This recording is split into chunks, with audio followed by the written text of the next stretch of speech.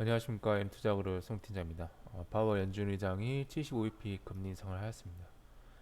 그래서 시장은 금리 인상 이후로 파월 연설 의장 발표 연설 이후로 급락을 보이면서 마감을 하는데요.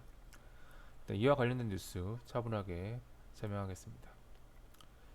일단 연준은 3회 이상 75bp 인상을 하였고요. 내년 금리 4.6% 평균적이고요.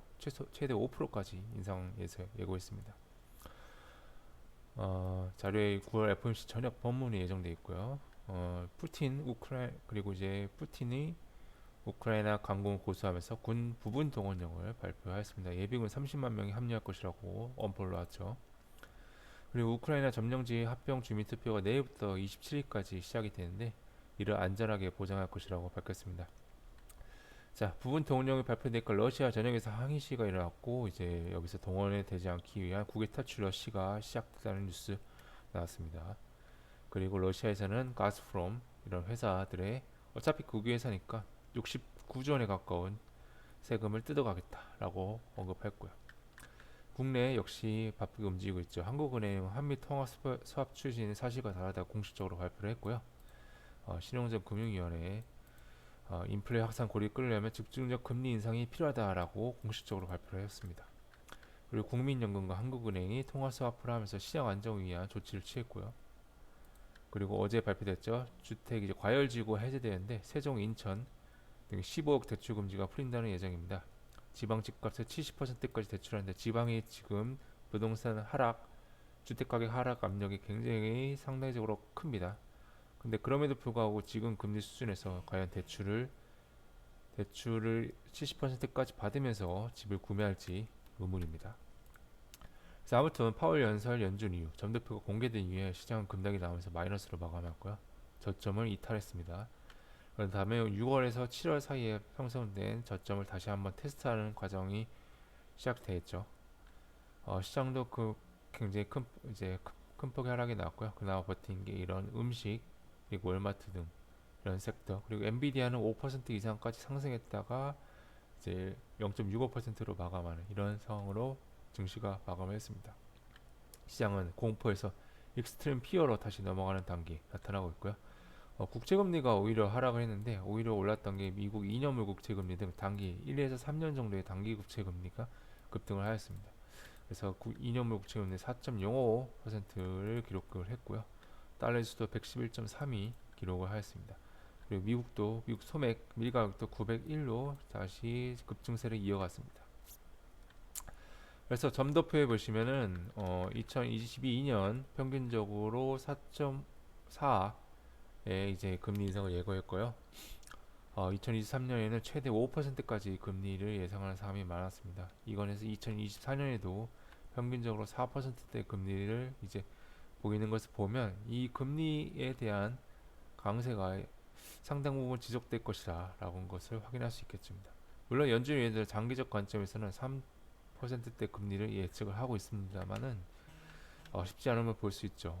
파월이 인플레 지표가 2%될 때까지 금리 인상할 것이라고 이제 의지를 잭슨홀 미팅에 이어서 다시 한번 밝혔고요. 주택 시장을 리셋한다고 표현했습니다. 그래서 이 점도표와 파월 연석 이후 시장은 일방적 하락이 나왔고요. 이제 11월 2 FOMC에서는 75bp가 사실상 확정이고 12월도 FOMC도 50bp로 마감할 가능성이 크겠습니다. 미국 기준금리가 오늘로써 3.25%, 한국 기준금리가 2.5%로 한미 금리를 공식적으로 역전되었고요. 시장은 이제 이에 대한 여파 및 3분기 실적, 남은 FOMC 10월 중국 전인대 11월 미국 중간선거를 관찰 및 경계하는 과정을 거치고 있습니다. 그리고 어제 지정학적 이슈가 더욱 불거졌죠. 푸틴이 부분 동원을 내리면서 루안스크, 도네츠크, 자포리지아, 케르손에 대한 주민투표를 안전하게 보장하겠다라고 발표했는데요. 이에 대한 영토를 정당성 확보하고 더 이상 침범하지 못하게 하려는 의도입니다. 하지만 미국, 영국 등 서방에서는 그래봤자 가짜 투표라며 인정하지 않을 것이라 밝혔고 우크라이나도 빼앗긴 영토 전역을 수복하려는 의지를 계속 밝히고 있죠. 푸틴이 부분 동원령을 발표한 것은 그동안 외쳤던 군사작전이라는 표현에서 전쟁으로서의 전환을 인정한 것이라고 볼 수 있고요. 그리고 핵을 언급한 정확히는 모든 자원을 우리는 대응 무기를 가지고 있다. 모든 자원을 사용할 것이다라고 밝혔는데 핵을 언급한 것은 자신의 세력권을 인정하라는 뜻이기도 합니다. 하지만 핵은 러시아만 있는 것도 아니고요. 그리고 유럽은 과거 히틀러의 탐욕을 잊지 않고 있죠. 히틀러는 체코슬로바키아만 먹겠고 끝나겠다는 위넨 협정 위반하고 2차 대전을 일으켰고 천하의 스탈린도 속이고 독소 불가침정을 깨고 소련을 침공했죠. 푸틴은 이미 서방에서는 히틀러급이고 이 여전히 뭐 전쟁이 쉽게 끝날 것이라고 생각하기는 어렵습니다. 오늘 우리 시장은 파월의 의지를 확인했기 때문에 혼조로 이어갈 것으로 보여지고요. 목 금요일은 파월의 바른 여파를 확인하는 시간이 되겠고 또 전쟁 지정학적 이슈도 확인하는 시간이 되겠습니다. 그래서 위험자산에 대한 선호도는 여전히 낮겠습니다. 여전히 시장 주목 관리했을 때 관망이고 비료 사료 등을 보시면 되겠고요. 우리카드 단기 자금 조가다 1조 원, 2조 원 급등했다고 합니다. 즉 유동성 위험이 증가했는데 이제 카드 연체율이 높아지고 리볼빙 잔액도 급증하고 있다는 소식이고 특히 2030 위주 세대 위주의 부채 비율이 상당한 상태라고 하죠. 금리가 올라갈수록 과거 2000년대 카드 사태 여파가 재점할 수도 있겠고요. 이 부분에 대한 리스크는 최근 몇 개월 동안 계속 나온 뉴스이기 때문에 과장되었을 수도 있지만 주의할 필요는 있겠습니다. 오늘의 일정으로 페덱스 실적 발표 예정이고 한국은행의 금통위 금융안정위 예정이고 영국 기준금리 결정 발표하고 미국도 8월 경기 선행지수 주가 신규 실업당 청구 건수 발표 예정입니다. 그리고 내일 일정으로 러시아가 합병지역 승인 여부 주민투표를 진행할 예정입니다. 27일까지 예정이고요. 이에 대한 지정적 리스크가 증가할 것으로 보여집니다. 미국 밀가격이 높아지는 이유도 하나의 원인이 되겠죠. 그리고 일본 증시는 휴장입니다.